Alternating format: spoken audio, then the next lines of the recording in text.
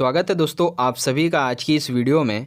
आज हम देखेंगे क्लास 11th का पॉलिटिकल साइंस सब्जेक्ट की सेकंड बुक का चैप्टर 3 जो कि आपके फर्स्ट टर्म के लिए है, जिसका नाम है विकास। वैसे तो ये चैप्टर 10 है, लेकिन आपके फर्स्ट टर्म के लिए ये चैप्टर 3 है।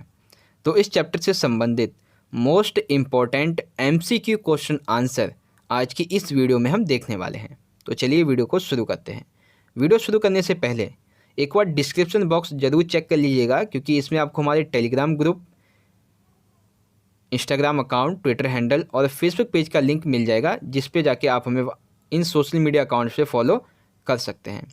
तो चलिए हम वीडियो को शुरू करते हैं।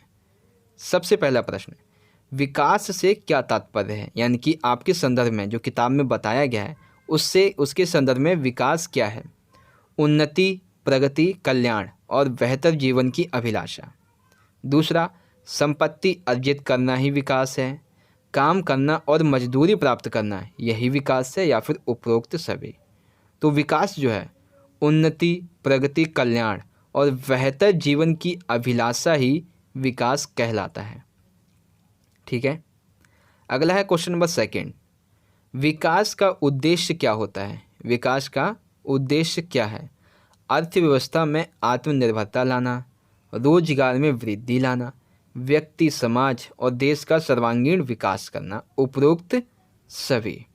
तो देखिए, इस संदर्भ में विकास जब भी होता है तो अर्थव्यवस्था में आत्मनिर्भरता आती है, रोजगार में वृद्धि भी होती है, व्यक्ति, समाज और देश का सर्वांगीण विकास भी होता है, और उपरोक्त सभी। तो इस संदर्भ में जो ऑप्शन 4 है, उपरोक्त सभी, ये वाला आपका सही आंसर है। ठीक है।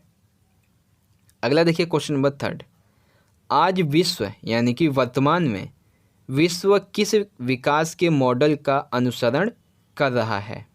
आपके ऑप्शन है कल्याणकारी राज्य मॉडल, विकास समाजवादी मॉडल, बाजार अर्थव्यवस्था का मॉडल, या फिर विकास का गांधीवादी मॉडल। तो आज वर्तमान में जो विश्व है वो विकास का बाजारीय अर्थव्यवस्था का मॉडल, इसका अनुसरण कर रहे हैं, इसको लागू कर रहे हैं, इसको पालन कर रहे हैं। ठीक है। अगला क्वेश्चन नंबर 4, बाजार अर्थव्यवस्था का जो प्रतिरूप है वो कैसा है। आपके ऑप्शंस हैं पूंजीवाद है, स्वतंत्रता है, यहाँ पर खुली प्रतियोगिता है, और ये मुक्त बाजार है, उपरोक्त सभी। तो बाजारीय अर्थव्यवस्था जो है इसका प्रतिरूप उपरोक्त सभी है, यानी कि पूंजीवाद भी है, यहाँ पर स्वतंत्रता भी है, खुली प्रतियोगिता भी है, और मुक्त बाजार भी है। तो ऑप्शन 4 ठीक है। अगला देखिए क्वेश्चन नंबर 5, वृहत परियोजनाओं के विरुद्ध, यानी कि जो बड़ी बड़ी बांध परियोजनाएं होती हैं, इनके विरुद्ध चलाया गया ऐसा कौन एक आंदोलन का नाम बताइए। आपके ऑप्शन है नर्मदा बचाओ आंदोलन, भारत छोड़ो आंदोलन, दोनों ही, या फिर इनमें से कोई नहीं। तो वृहत परियोजनाओं के विरुद्ध जो आंदोलन चलाया गया है उसका नाम था नर्मदा बचाओ आंदोलन। क्या नाम था उसका? नर्मदा बचाओ आंदोलन। अगला देखिए क्वेश्चन नंबर 6, सतत विकास क्या है। क्वेश्चन नंबर 6 है सतत विकास क्या है। पर्यावरण तंत्र और औद्योगिक तंत्र के मध्य सही तालमेल तथा संयोजन की आवश्यकता है। दूसरा है मनुष्य सिर्फ अपने विकास के बारे में सोचता रहे, ए और बी दोनों। और तीसरा 4th ऑप्शन है इनमें से कोई नहीं। तो इसका सही आंसर जो है वो पर्यावरणीय तंत्र और औद्योगिक तंत्र के मध्य सही तालमेल एवं संयोजन की आवश्यकता है, इससे ही सतत विकास कहा जाता है। ठीक है। तो सतत विकास के संदर्भ में जो ऑप्शन 1 है ये सही है। ठीक है बच्चों। अगला देखिए क्वेश्चन नंबर 7, विकास की वह कीमत जो कि समाज को चुकानी पड़ी है वो क्या है। बड़ी संख्या में लोग विस्थापित हुए हैं, ये ठीक है। आजीविका के साधन खोने पड़े हैं, ये भी ठीक है। उनकी जो संस्कृति है उसका विनाश हुआ है, ये भी ठीक है। तो विकास की वह कीमत जो समाज को चुकानी पड़ी है वो तीनों ही हैं। ठीक है। यानी कि उपरोक्त सभी कथन जो है ऑप्शन 4 ये ठीक है।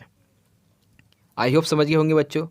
अगला देखिए क्वेश्चन नंबर 8 है कि विकास के प्रचलित मॉडल की आलोचना के बारे में निम्नलिखित कथन पढ़िए एवं सही का विकल्प चुनिए। आप पहला कथन, बड़े बांधों के निर्माण, औद्योगिक गतिविधियों और उत्खनन कार्यों के कारण बड़ी संख्या में लोगों को उनके घरों से और क्षेत्रों से विस्थापन होना पड़ा है। फिर है विस्थापन का परिणाम आजीविका खोने और दरिद्रता में वृद्धि के रूप में हमारे सामने आया है। फिर है विकास के कारण अनेक देशों के पर्यावरण को भी बहुत नुकसान पहुंचा है, भूमि का जल स्तर भी गिर गया है, ग्रामीण महिलाओं को पानी लेने अब बहुत दूर जाना पड़ता है। फिर है वायुमंडल में ग्रीन हाउस गैसों के उत्सर्जन की वजह से आर्कटिक और अंटार्कटिक ध्रुवों पर बर्फ पिघल रही है। परिणाम स्वरूप बांग्लादेश एवं मालदीव जैसी निम्न भूमि वाले जो क्षेत्र हैं इसमें बर्फ आ सकती है। ठीक है, तो इस संदर्भ में देखिए यहाँ पे तीनों कथन जो हैं वो सही है। अब इसमें से हमें सही का चुनाव करना है। ठीक है, तो देखिए इसमें बताया जा रहा है पहला और दूसरा सही है, दूसरा और तीसरा सही है, पहला और तीसरा सही है, पहला दूसरा तीसरा तीनों ही कथन सही हैं। तो ऑप्शन फोर्थ जो है पहला दूसरा और तीसरा ये तीनों ही कथन यहाँ पर सही है। ठीक है, यानी कि जो 3 कथन दिए गए हैं क्वेश्चन नंबर 8 में, पहला कौन सा है, देखिए एक तो है पहला ये है, दूसरा ये है और तीसरा ये वाला है, ये तीनों ही कथन सही हैं। तो ऑप्शन हमारा फोर्थ जो है पहला दूसरा और तीसरा ये ठीक है।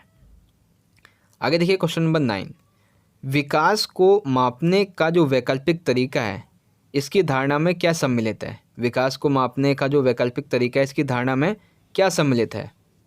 आपके ऑप्शन हैं विकास का टिकाऊ होना, लोकतांत्रिक मॉडल पर विकास होना, पर्यावरण को कम से कम हानि हो, उपरोक्त सभी। ठीक है, तो विकास को मापने का जो वैकल्पिक तरीका है इसकी धारणा में क्या सम्मिलित है ये आपको बताना है। ये 4 ऑप्शन है, तो इसका सही आंसर जो है वो यहाँ पे आपको दिख रहा होगा। ठीक है, यहाँ पे मैंने अंडरलाइन नहीं किया है, बाकी इसका आंसर जो है आप मुझे कमेंट करके भी बताइए और इसका आंसर आपको इस बॉक्स के अंदर दिख रहा होगा। ठीक है, चलिए आगे बढ़ते हैं। अगला है क्वेश्चन नंबर 10, मानव विकास को मापने का एक तरीका कौन सा है। ठीक है, मानव विकास प्रतिवेदन, सभी देशों की आर्थिक स्थिति, ए और बी दोनों, या इनमें से कोई नहीं। तो मानव विकास को मापने का जो तरीका है वो है मानव विकास प्रतिवेदन। मानव विकास प्रतिवेदन के द्वारा मानव विकास को मापा जा सकता है। सबसे आखिरी प्रश्न, मानव विकास जो प्रतिवेदन है ये किसके द्वारा प्रकाशित किया जाता है। संयुक्त राष्ट्र विकास कार्यक्रम, विश्व व्यापार संगठन, विश्व स्वास्थ्य संगठन, इनमें से कोई नहीं। तो मानव विकास प्रतिवेदन जो है वो संयुक्त राष्ट्र विकास कार्यक्रम यानी कि UNDP, United Nation Development Programme, इसके द्वारा मानव विकास प्रतिवेदन जो होता है इसे प्रकाशित किया जाता है। आई होप बच्चों आप समझ गए होंगे। तो यहीं पे हमारी आज की ये वीडियो ख़त्म होती है। वीडियो अच्छी लगी हो दोस्तों तो इस वीडियो को ज़्यादा से ज़्यादा अपने सभी दोस्तों के साथ ज़रूर शेयर कर दीजिएगा। हम मिलेंगे अगली वीडियो में, तब तक के लिए आप पढ़ते रहिए, अपना ख्याल रखिए। धन्यवाद। जय हिंद, वंदे मातरम।